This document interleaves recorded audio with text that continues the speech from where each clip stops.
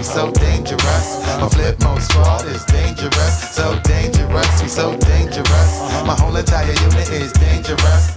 The filth, scum, pig, these are some of the terrible things the police is called. Other things include the fuzz and the fuzzy muff. But you've got to give the flange respect, because they is keeping the streets safe from the most dangerous weapons. This is Detective Superintendent David Hatcher from the police. He is here to show us some of the terrible weapons that brothers is using on brothers every day. Ain't that right? Now, what is this? Right, this is basically it's two bits of wood. It's called a chucker. Sometimes it's called a flail. So where can you get these kind of things from? Well, you can't buy them in this country legally. For real? So which countries can you buy these things from? I'm not going to advertise where they can come from. For real? What has we got in here? Right, this looks like this is actually a very small knife, a dagger, that, nice. as you can see... That is an interesting thing. And how much is one of these? Right. Aye. I've no idea. Aye, for real.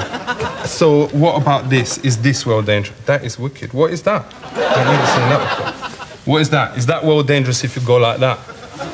And then, like, flick that around. What is that? Dangerous any way you look at it, isn't it? I mean, it's got a sharp point, it's got a blade. That is mental, man. I ain't never seen anything like that. How would you carry that? Like that, or...? So, what if you was, let's say, in the kitchen, you was chopping carrots with a machete or something, because you don't have anything, and then the phone ring, and then it slip into your sock, and you don't know, and then you was running to get a bus, and it fall into someone's arm, you know, a couple of times. Is that legal or illegal?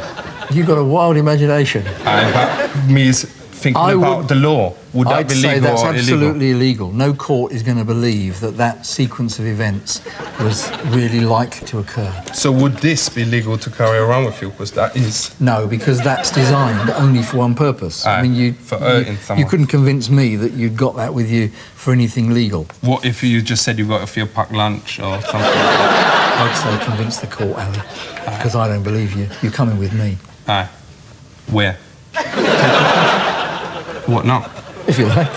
What do you mean? Because all right, you'd be arrested. You're saying you're pretending to be in the fit. I didn't understand what you was talking about. Okay, cool.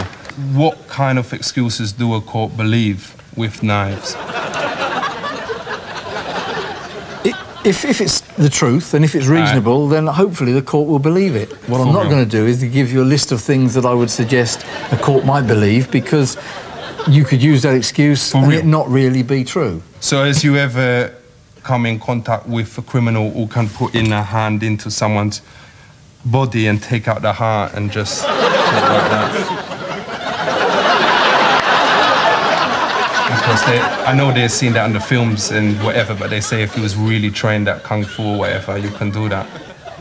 There may be somebody who can. It's news to me. Aye. So what is you going to be doing with all these weapons afterwards?